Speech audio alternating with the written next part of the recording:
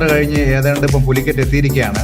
ഇനി ഇവിടുത്തെ ബാക്കിയുള്ള വിശേഷങ്ങൾ എന്താണെന്ന് വെച്ചാൽ നമുക്ക് വണ്ടി ഒതുക്കിയതിന് ശേഷം നോക്കാം.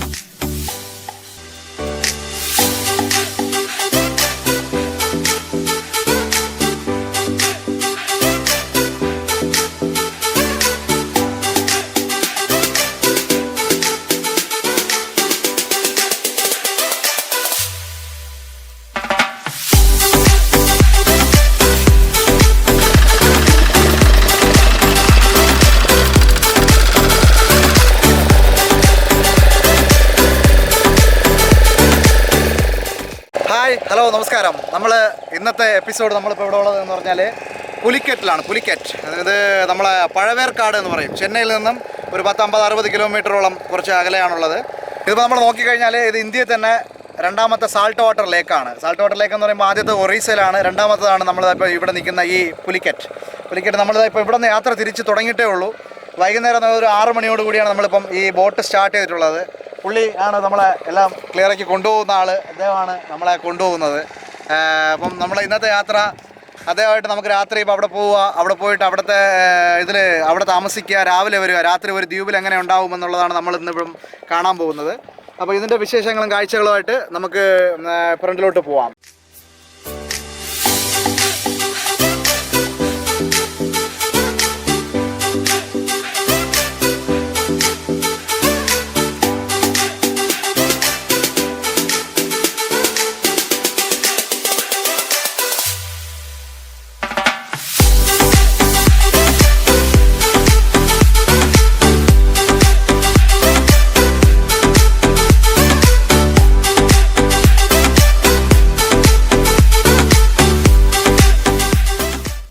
നമ്മൾ അവിടെ നിന്ന് ആദ്യം തിരിച്ചു കഴിഞ്ഞ് ആദ്യം ഒരു സ്പോട്ട്, അതായത് കടലും കായലും കൂടെ കൃത്രിമമായിട്ടല്ലാതെ പ്രകൃതിപരമായിട്ട് തന്നെ ഒന്നിക്കുന്ന ഒരു സ്ഥലമാണ് ഇവിടെ. കാരണം സാധാരണ എല്ലാത്തും കല്ല് കെട്ടിയൊക്കെ ഇട്ടിട്ടാണ് ഇത് രണ്ട് വെള്ളം കൂടെ ചേരുന്നത്. പക്ഷേ ഇവിടെ എന്ന് പറയുമ്പോൾ പുള്ളി അത് എക്സ്പ്ലെയിൻ ചെയ്ത് തന്നായിരുന്നു. രണ്ടും കൂടെ നാച്ചുറലായിട്ട് ഇവിടെ 1/2 മണിക്കൂർ വെള്ളം അവിടുത്തെ ഇങ്ങോട്ട് വരും, കായലിലെ വെള്ളം അങ്ങോട്ട് പോവുകയും ചെയ്യും. അങ്ങനെയാണ് ഇത് വന്നിട്ട് സാൾട്ട് വാട്ടർ ലേക്ക് എന്ന് അറിയപ്പെടുന്നത്. അപ്പോൾ നമുക്ക് അതിൻ്റെ കാഴ്ചകളായിട്ട് ഫ്രണ്ടിലോട്ട് പോവാം.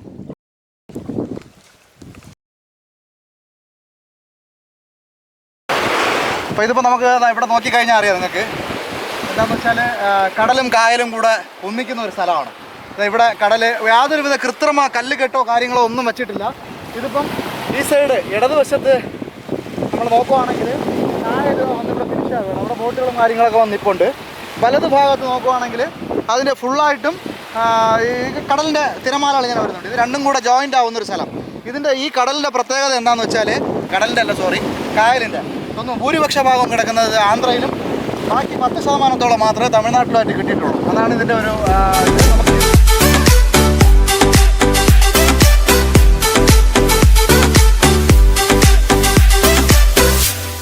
അപ്പോൾ നമ്മൾ ഈ ഡെസ്റ്റിനേഷനിൽ എത്തിക്കഴിഞ്ഞു. ഇവിടെ എത്തിയപ്പോൾ നല്ല രാത്രിയായി. ഇപ്പോൾ സമയം രാത്രിയായി കഴിഞ്ഞു. രാത്രിയായതുകൊണ്ട് നമ്മളിവിടെ നമുക്ക് കിടക്കാനായിട്ട് രാത്രി ഒരു ടെൻറ്റ് റെഡി ചെയ്തിരിക്കുകയാണ്. അപ്പോൾ ടെൻറ്റൊക്കെ റെഡി ചെയ്ത് കുടിക്കാനുള്ള വെള്ളം, ആഹാരം, സാധനങ്ങളൊക്കെ നമ്മൾ അവിടെ നിന്ന് എടുത്തുകൊണ്ട് വന്നു. ഈ ടെൻറ്റിലാണ് നമ്മളിപ്പോൾ രാത്രി ഇവിടെ ഇത് ചെയ്യാൻ പോകുന്നത്. കുറച്ചുകൂടെ കഴിയുമ്പോൾ നമുക്കിവിടെ ഒരു ക്യാമ്പ് ഫയർ അറേഞ്ച് ചെയ്യും. കാരണം തണുപ്പ് ചെറുതായിട്ട് കയറി വരുന്നുണ്ട്, കുളിര് ചെറുതായിട്ട് കയറി വരുന്നുണ്ട്. സമയം പോകാൻ ചിലപ്പോൾ നമുക്കിനി കൂടുതലായിട്ട് തണുപ്പ് കയറി വരും. അപ്പോൾ അതിൻ്റെ ഇത് ചെയ്യാൻ വേണ്ടിയിട്ട് കുറേ വിറക് കഷ്ണങ്ങളും കാര്യങ്ങളൊക്കെ നമ്മൾ കൊണ്ടുവന്നിട്ടുണ്ട്. അത് എന്താണെന്ന് വെച്ചാൽ നമ്മളിവിടെ കുറച്ച് കഴിഞ്ഞിട്ട് അതിനെ കൂട്ടിയിട്ട് അപ്പോൾ അങ്ങനെ ആയിരിക്കും നമുക്ക് ഉറങ്ങാൻ പറ്റുക രാത്രി. ബാക്കി ഫുഡും കാര്യങ്ങളൊക്കെ കഴിച്ച് രാത്രി ഇവിടെ സ്പെൻഡ് ചെയ്യും. ഇത് കഴിഞ്ഞിട്ട് രാവിലെ നമ്മൾ ഇവിടെ നിന്ന് തിരിക്കുന്നതാണ്. അപ്പം ഇതാണ് ഇവിടുത്തെ നമുക്കിപ്പോഴുള്ള സെറ്റപ്പ്. എന്താണെങ്കിലും കുറച്ച് കഴിഞ്ഞിട്ട് ബാക്കിയുള്ള ഡീറ്റെയിൽസ് കാണിക്കാം. എന്തെങ്കിലും ഇവിടെയുള്ള കാര്യങ്ങളൊക്കെ നമുക്ക് കുറച്ച് കഴിഞ്ഞിട്ട് കാണിക്കാം.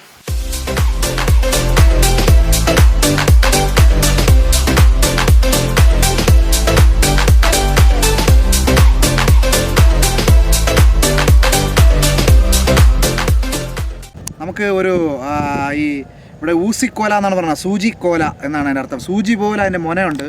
അതിൻ്റെ വാ നോക്കിക്കഴിഞ്ഞാൽ അറിയാം, ഭയങ്കര നീളത്തിൽ അങ്ങനെ ഒരു മീൻ കിട്ടിയിട്ടുണ്ട്. അത് പിടയ്ക്കുന്നുണ്ട് സംഭവം. കയ്യിലത് വായുടെ അടുത്തുള്ള പിടി വിട്ട് കഴിഞ്ഞാൽ അത് കയ്യിൽ കൊട്ടിക്കളയും. നിങ്ങൾക്കിത് കാണാൻ പറ്റും. അതാണ് ഒരു സൂചി വായും മുഖമുള്ള മീൻ. നമുക്ക് വേറെ നോക്കാം, വേറെ എന്തെങ്കിലുമൊക്കെ കിട്ടുന്നുണ്ടോ എന്ന്.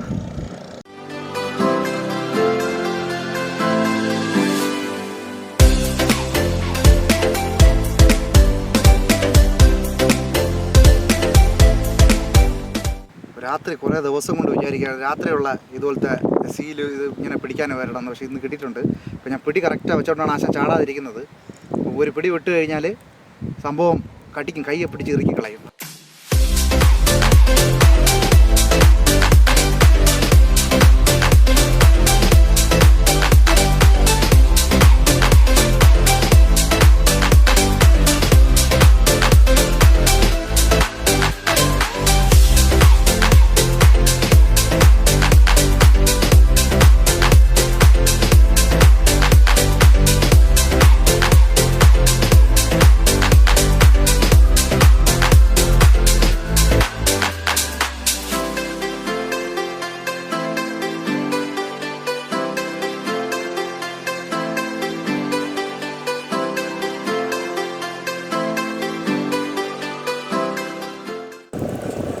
നമ്മൾ ഈ റാളിനെ ഒന്നിങ്ങനെ തീയിലോട്ട് ചുട്ടെടുക്കാൻ പോവുകയാണ്.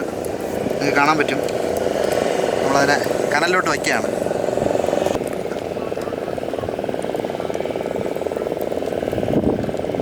അപ്പം നമ്മൾ റാള് കൊഞ്ചെന്നൊക്കെ പറയും, അത് ഇവിടെ പാതിയിലിരിക്കുകയാണ്. ഇങ്ങനെ അതിനെ ചുട്ട് ഇങ്ങനെ കഴിക്കാൻ നല്ലതാണ്. കാരണം ഇന്നത്തെ വിലയ്ക്കനുസരിച്ച് 1 കിലോ 400 രൂപ ഉണ്ട് ഇവിടെ നമ്മുടെ നാട്ടിൽ. 400 രൂപ 500 രൂപ വരെ ഉണ്ട് 1 കിലോ നല്ലത് വാങ്ങണമെങ്കിൽ. അപ്പോൾ അതിങ്ങനെ തീരിങ്ങനെ വേവയാണ്. നമുക്ക് രണ്ടാമത്തെ അടുത്ത കൊഞ്ച് നമുക്ക് റെഡിയാക്കാം. ചിക്കനെ കുത്തിയിട്ടുണ്ട്, തീയിൽ വെച്ചിട്ടുണ്ട്. നല്ല ഫ്രൈ ആയി കഴിഞ്ഞാൽ കഴിക്കാൻ നല്ല ടേസ്റ്റ് ഉണ്ടാവും. അപ്പോൾ അതുകൊണ്ടാണ് ആദ്യം അതിൽ തീയിലിട്ട കൊഞ്ച് റെഡി ആയിട്ടുണ്ട്. അതിൻ്റെ വേസ്റ്റുകൾ നമ്മൾ മാറ്റി ക്ലിയർ ആക്കിയിട്ടുണ്ട്. കഴിക്കാൻ പോവാണ്. കാണാൻ പറ്റുമെന്ന് തോന്നുന്നു കൊഞ്ചിൻ്റെ അകത്തുള്ള ഭാഗം.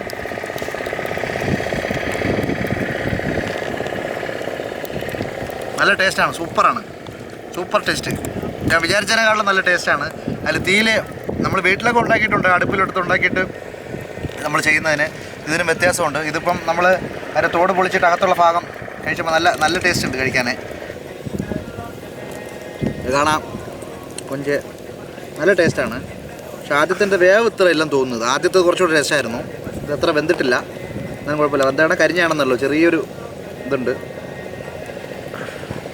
പക്ഷേ ഇത് നല്ല ഹെൽത്തി ഫുഡാണ്. കാരണം നമ്മൾ നോക്കണം, ഇത് നാച്ചുറലായിട്ട് ഇപ്പം നേരെ പോയി പിടിച്ചതാണ്. രാത്രി ആയതുകൊണ്ട് കര ഒതുങ്ങി വരും. അപ്പോൾ നമ്മൾ അടിച്ച് പിടിച്ചിട്ടതിന് ശേഷം ഇത് തീയിൽ ഇങ്ങനെ വാട്ടിയെടുത്തതാണ്. ഇതിൽ ഓയിൽ ചേർന്നിട്ടില്ല, ഫ്രഷാണ്. സമയം രാത്രി ഒരുപാടായി കഴിഞ്ഞു, നേരം വെളുക്കുന്നതിനുള്ള ആയി കഴിഞ്ഞപ്പം ഈ തീയും ഇവിടെ ഏകദേശം നമ്മളെ ക്യാമ്പ് ഫയർ ഇട്ടതൊക്കെ ഏകദേശം കരിഞ്ഞ് ക്ലിയറായി ഒതുങ്ങാൻ പോവുകയാണ്. ഞങ്ങളൊരു കുറച്ച് നേരം ഉറങ്ങണം. ഓക്കെ, അപ്പോൾ നമ്മൾ അതിനകത്ത് ടെൻറ്റിനകത്ത് പോവുകയാണ്. അപ്പോൾ എല്ലാവർക്കും ഗുഡ് നൈറ്റ്. രാവിലെ കാണാം. Good night.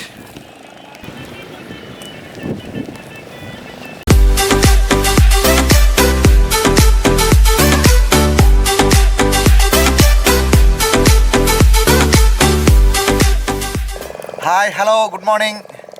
ഇന്ത്യയുടെ രണ്ടാമത്തെ വലിയ ഉപ്പുകായലിൽ നിന്നും ഗുഡ് മോർണിംഗ് എല്ലാവർക്കും. അപ്പോൾ നമ്മൾ രാവിലെ എഴുന്നേറ്റു, ബാക്കി എല്ലാ കാര്യങ്ങളും കഴിഞ്ഞു, കുളിയൊക്കെ കഴിഞ്ഞു. ഇപ്പോൾ നമ്മൾ ഇനി ഇവിടെ നിന്ന് കുറേ കഴിഞ്ഞിട്ട് കുറേ ബേർഡ്സിൻ്റെ ഒക്കെ ഫോട്ടോസൊക്കെ എടുക്കാനുണ്ട്. അത് കഴിഞ്ഞ് നമ്മൾ തിരിച്ച് ബോട്ടിൽ തിരിക്കും. അതിൻ്റെ വിശേഷങ്ങളായിട്ട് നമുക്ക് കരയിൽ കാണാം.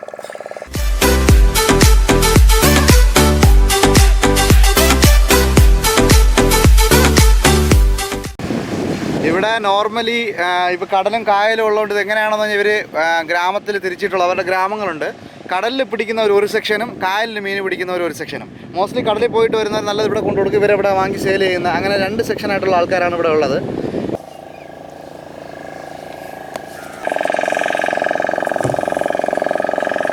അപ്പോൾ നമ്മളിവിടുന്ന് ബോട്ട് ഇവിടെ എല്ലാം പാക്ക് ചെയ്ത് തിരിക്കുകയാണ്.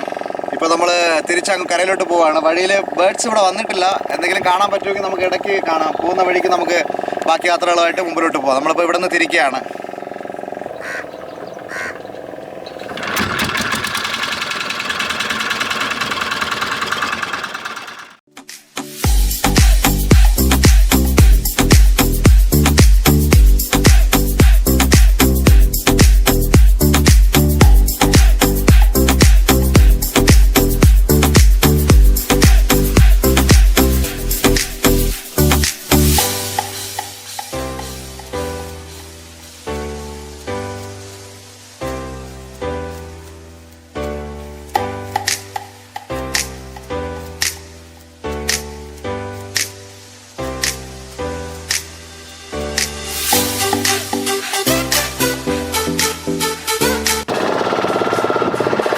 നോക്കിയാൽ അറിയാം, ഞങ്ങളെ വണ്ടിയുടെ മുമ്പ് കൂടെ, ബോട്ടിൻ്റെ മുമ്പ് കൂടെ തന്നെ ഒരുപാടെണ്ണം പറന്നു പോകുന്നുണ്ട്.